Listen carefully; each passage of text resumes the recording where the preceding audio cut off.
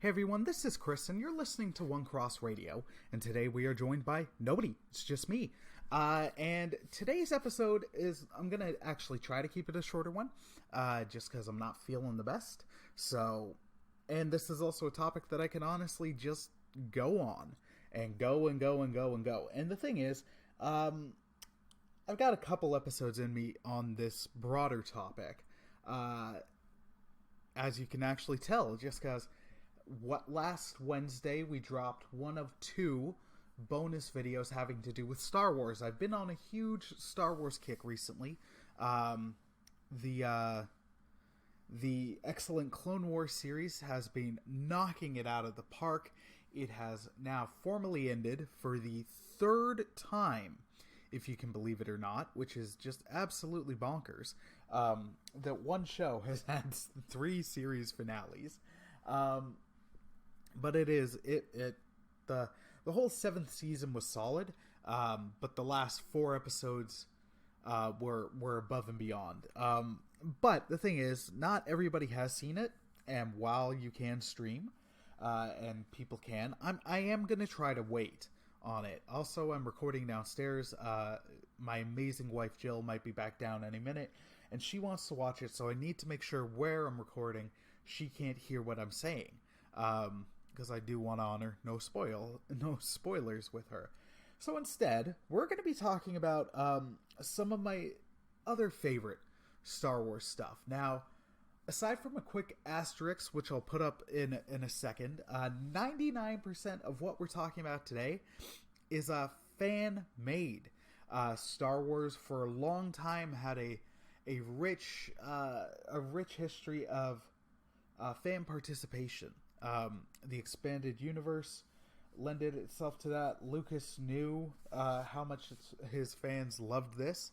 So there, for a long time, has been able to be fan projects, fan films, fan scores, where as long as it is made abundantly clear that no profit is to be made off of this, that it is a fan project only, with no profit, nothing, Lucasfilm's been pretty loose on that.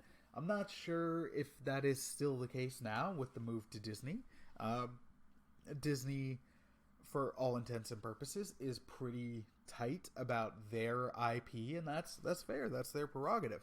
But I'm just saying what it used to be. So, I even with fan edits of the prequel trilogy or the original trilogy or documentaries about them, Lucas and Lucasfilm were all good with fan films of this stuff happening.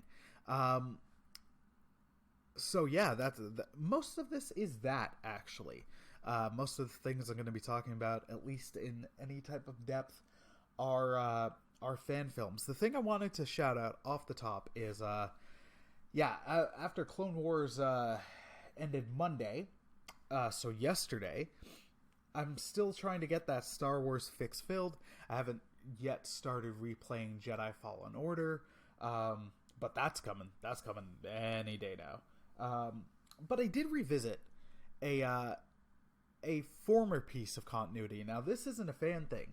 This was, for a while, absolutely canon. It was the Clone Wars micro-series. I can't remember not the director, but the maker, the main guy's name, but it was the man behind Samurai Jack, and this was just, it was all balls to the wall, insane Jedi action, and it was so much fun.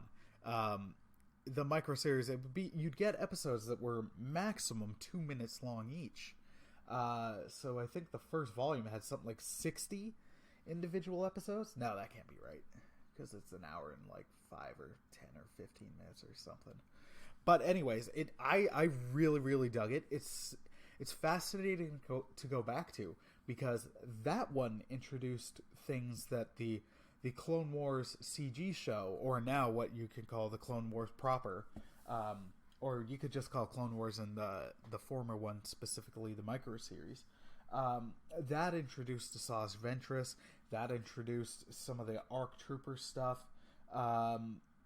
it added a lot, and it's through there that they introduced General Grievous, and oh my goodness, General Grievous in the micro series was insane. I was actually so disappointed with General Grievous in Revenge of the Sith and subsequently Clone Wars when I have this borderline nigh untouchable Grievous that was introduced in the micro series.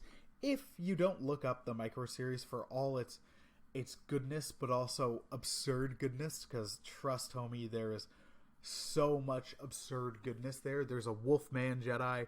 There's a Shaggy Padawan. I kid you not. There is a Padawan that looks exactly like Shaggy from Scooby-Doo, and that was deliberate. And Mace Windu taking out an entire army of the super battle droids, or I think they later got named the B2 battle droids. He gets separated from his lightsaber, so he's just punching through these things. It's that kind of absurdity that's so much fun and awesome. But then you get Grievous. Look up General Grievous from the Clone Wars micro series. I don't think you'll regret it, but even still, just to see what that character could have been, or how he was allowed to be originally introduced as, it's something else entirely. Okay, so that out of the way, I wanted to get to the main topic today. So this is just me sharing some of my favorite fan stuff from the Clone War. Sorry, not from the Clone Wars, but from the fan community.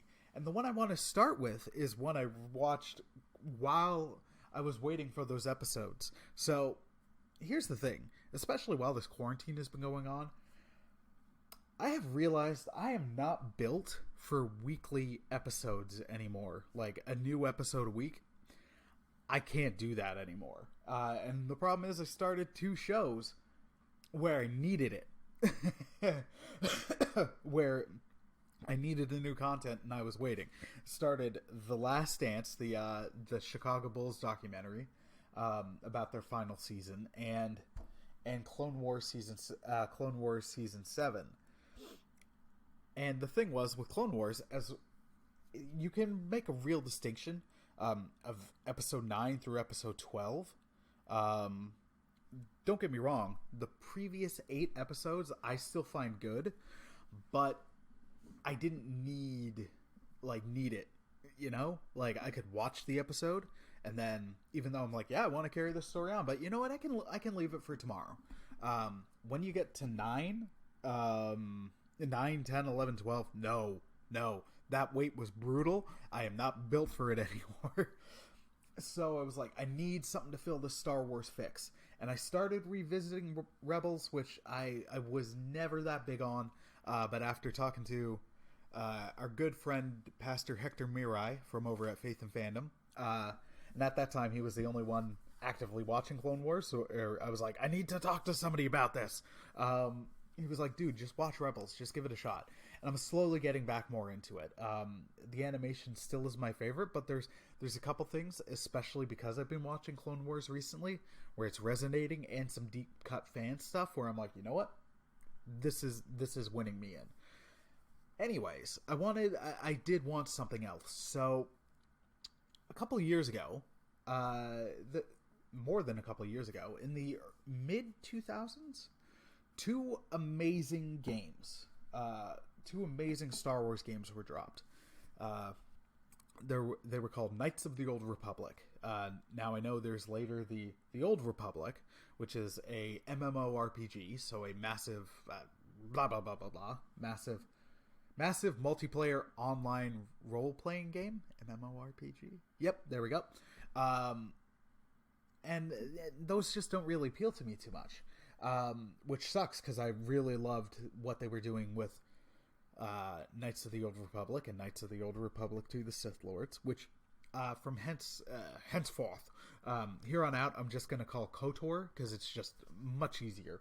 And KOTOR 1 and 2 were just your standard role-playing games, but they had a very captivating and engrossing story. And it's interesting with when you want to see the cinematic of something, you look it up on YouTube, and often it'll be just like, say, The Force Unleashed, the movie, or something. But what that really means, it's just here's all the cinematics and maybe a little bit of gameplay to lead into the cinematic scene. So years ago, as I was getting more and more into KOTOR, I found that someone was making fan films using KOTOR.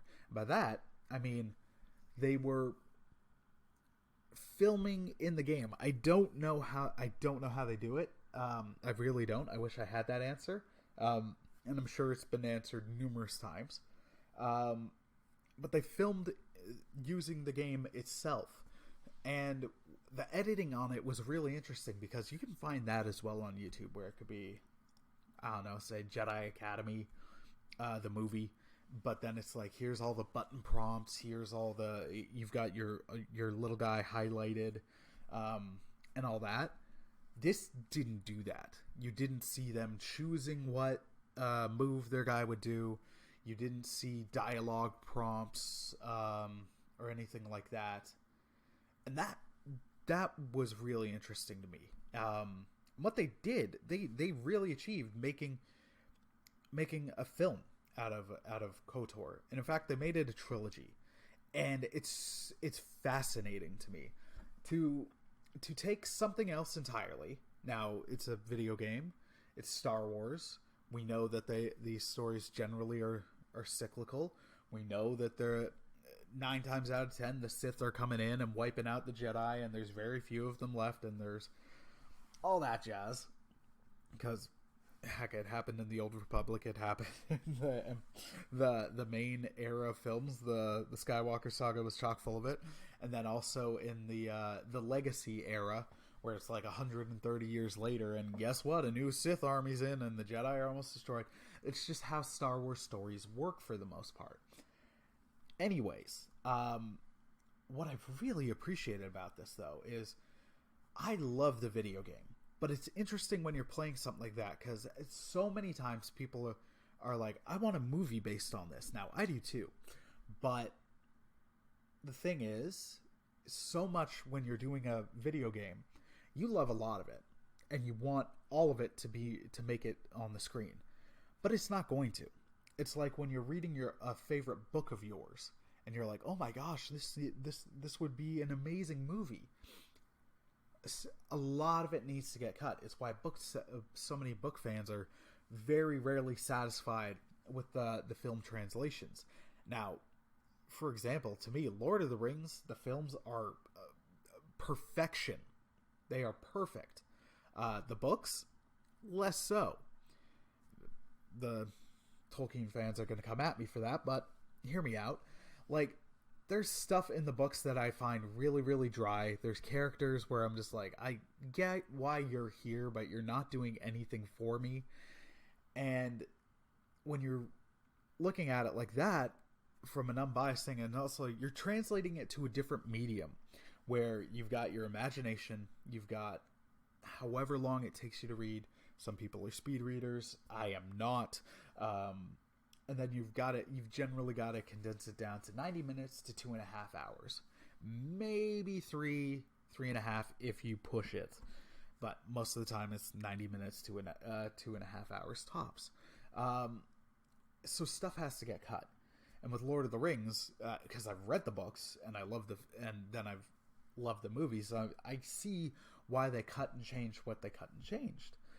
With something like KOTOR, when you're doing that, but then using the actual using the physical thing itself, to me that makes it so much more interesting.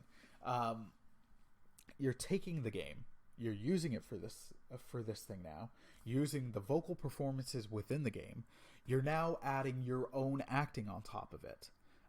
So you're putting your spin on this story, but using the actual engine for the original story itself. That part's interesting to me.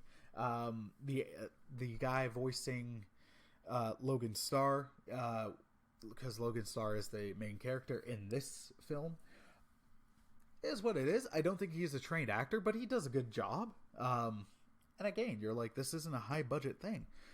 What's also really fascinating out of it is he put in, like, him and his team, they used footage from KOTOR 2 just to world build, just to add to that and to flesh out that universe. I'm like, that's really interesting. He also added stuff from other Star Wars games, just lifted it in. And as you got towards the third, the films got better. The first one I still find really enjoyable.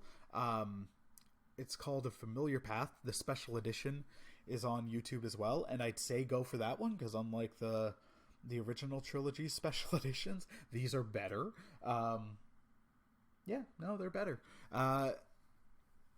Because even he's like, when they started this in the early 2000s, and it took the team a couple of years to do each film, there was stuff where they're like, we're not like it's flawed, but they're like, this isn't what we want it to be, but we can't do what we want fully to do right now, so we will go back to this, but we've delayed long enough. We want to give this to our fans. And I was one of them. I was watching them as they were coming out. I was like, this is really interesting and really cool. But then I basically forgot about it for a while, and then I rediscovered it on YouTube. And yeah, look them up. Look up if you just search KOTOR, the movie or trilogy, I think it's further down, but specifically you could look for KOTOR 1, KOTOR Episode 1, A Familiar Path, KOTOR Episode 2, Veil of the Dark Side, or KOTOR Episode 3, The Circle of Fate. And it's so good. They're literally great.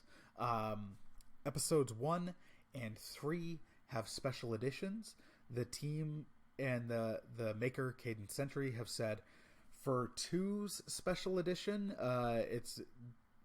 it's very complicated, so it's eventually coming, but it's on the back burner. They're also right now working on a Revan prequel series, which is really interesting. They added stuff to the games. They modded the games to do new things in them. As these stories went, they kept adding new characters to tell their story, but still honoring and using the original blueprint and makeup of it and everything. And it's to me, they're excellent. Now, I honestly can't recommend them enough. Each of them are 2 hours and 15 minutes, so like a proper length Star Wars. If you do search for Veil of the Dark Side, you can... I can't remember the full name, but if you do Veil of the Dark Side, there's 2 cuts. One that's an hour and a half, and one that's 2:14. Look up the 2:14 one. The 2:14 one also shows some of the interesting stuff they're doing, where they did a horror sequence. They did a horror movie sequence on Manon. In the part where you're down in the game, where you're down trying to get through the Selkath stuff, and where on the Harakan Rift, or whatever that's called, the Rift. It's a little station down, and the Selkath have gone crazy. In there, they're like, he just shows them as it's done in a horror movie way, and it's so interesting. And it's that kind of thing that even makes it so much more interesting to me, where you're not only just using this thing, you're adding to it. You're adding to its lore. You're enhancing its story. And then some of the stuff at the end where you're like, where's this character? Where's that character? Why wasn't this done? You're like, no, that makes sense.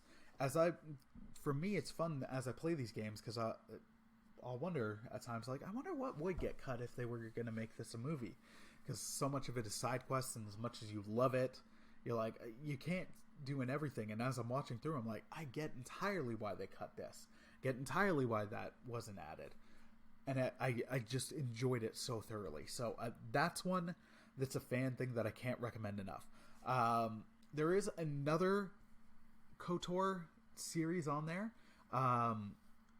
It's KOTOR 2.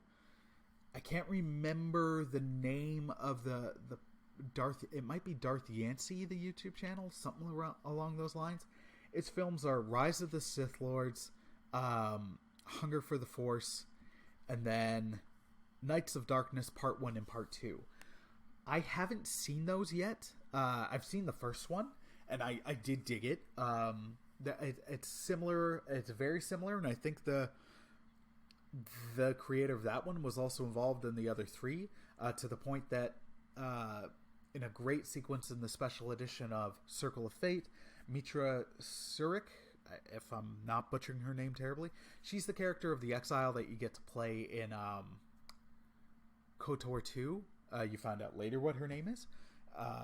After the fact, they're like, all right, here's the canon. The canon is her name is Mitra Surik, and she was a female.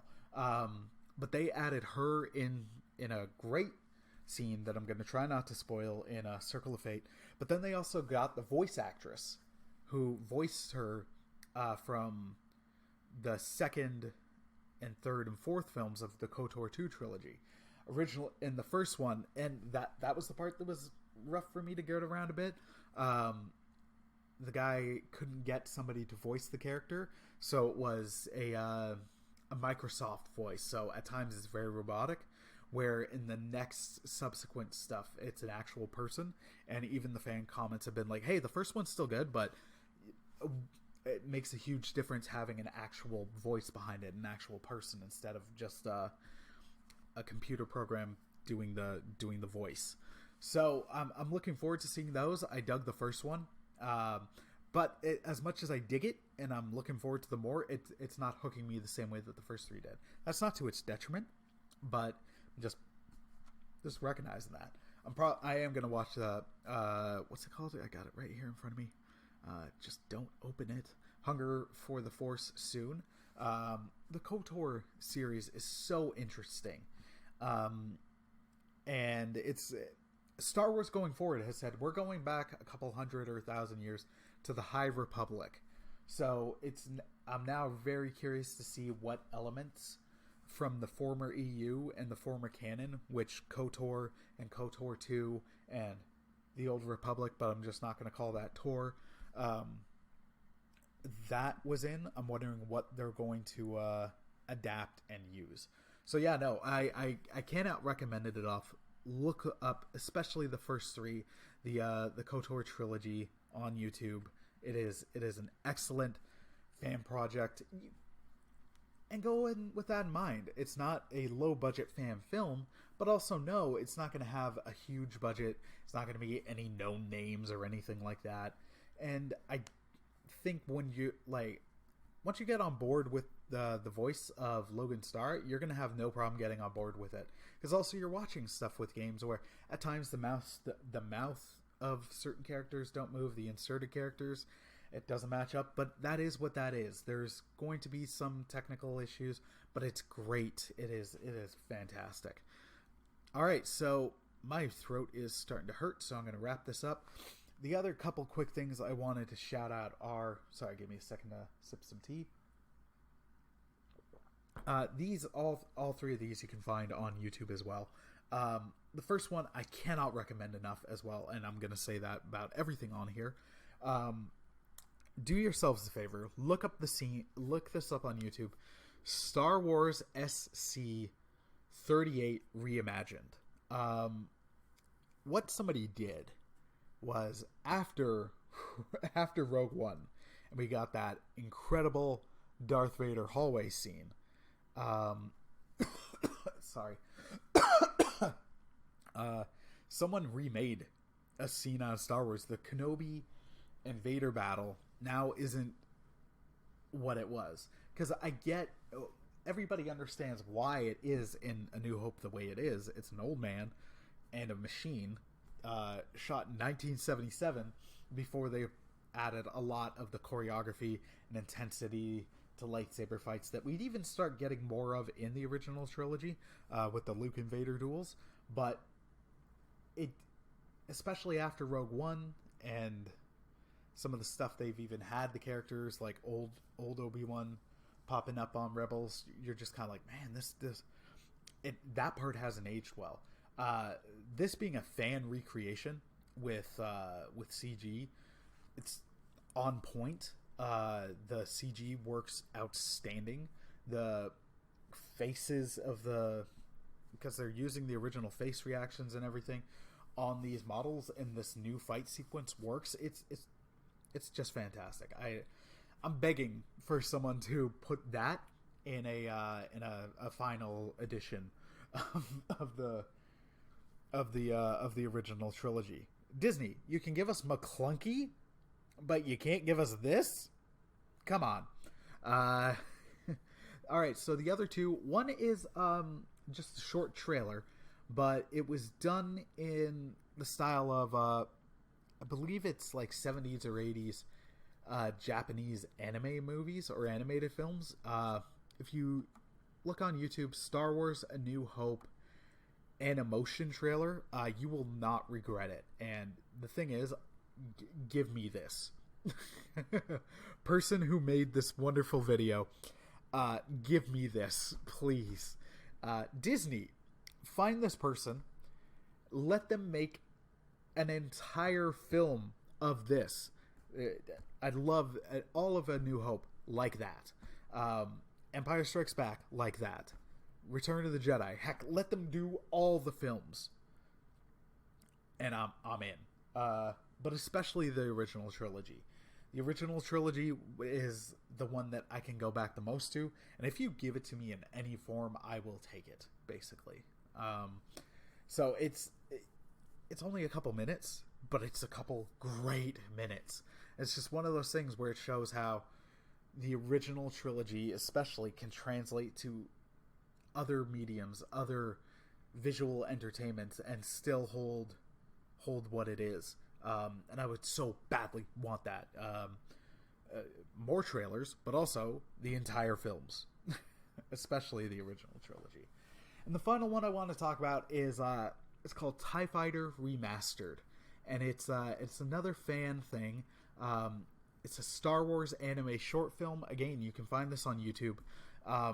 It's just a skirmish between the Empire and the Rebellion, and it is fantastic. I think it's about 8 minutes, 8 to 9 minutes in that ballpark, and it's so good. The animation is fantastic. The music is great. The story, although it doesn't need to be deep, is great. It's so good. I know I'm repeating myself a lot, but it's because it's accurate. These are so good. And that's why I'm doing this episode. And that's where I'm actually going to close it, because I've gotten there. All right, so dear listeners, thank you for listening. Coming soon, I will have more Star Wars episodes. I'm still trying to figure out what my Clone Wars episode is going to be, or if it's just going to be one. Because the thing is, there's so much great stuff from Clone Wars that I could talk about the entire series. There's also so much great stuff from the 7th season that I could do an entire episode. There's also so much amazing stuff in the final 4 episodes, which are some of, if not the best Star Wars that has come out in so long. It's better than everything in the sequel trilogy. It's better than so much that I could do an entire episode just based on those. Heck, each of those 4 episodes I could probably do an in-depth, a deep dive into, because of just how rich and good they are. So all that being said, I'm trying to figure out what that episode is. It will come soon, but I'm still trying to give it a couple weeks so the dust can settle a bit. Because also I don't want someone to, even though in the past I've been like, hey, it's been out, this is on you. In this case, I do want to give a little bit of time. So, yeah, that's coming soon. Anyways, hope you enjoyed today's episode. Please let me know in the comments, what is some of your favorite Star Wars stories? And in particular, what are some of your favorite fan productions? If you get the chance to check out anything I recommended, please let me know. If you're commenting on YouTube or on the podcast itself or on our Facebook, yeah, drop a comment. Let me know. If you're on the website, got that wrong. If you're on the website, onecrossradiopodcast.com, comments are still disabled just because we got completely flummoxed and overridden with spam. Drop me an email at 2099 onecrossstreet oh my gosh. Tired. 2099 onecrossstreet at gmail.com, and I will happily respond. And drop me a line there. Let me know what some of your favorite stuff is, and if you saw the stuff I recommended, let me know what you think. And also, if you have any prayer requests, please send them my way. I'm like I've said before, I'm not in this to be like, oh, look at me praying for people. That's not what this is about. It stays offline. You won't be mentioned. I'm just happy to pray for y'all. I'm so thankful for the love and support I get for here. I'm thankful for how God is using this. And through that, I also want to use that to pray for people. So if you have a prayer request, please do not hesitate. You don't have to go into any depth. It could just be a simple message of, hey man, I need prayer. And that's it. And I'm happy to go with that. All right. I'm going to get going because my throat is starting to hurt. All that being said, hope you're having a wonderful day. Stay safe. And God bless, my friends. Take care. Peace.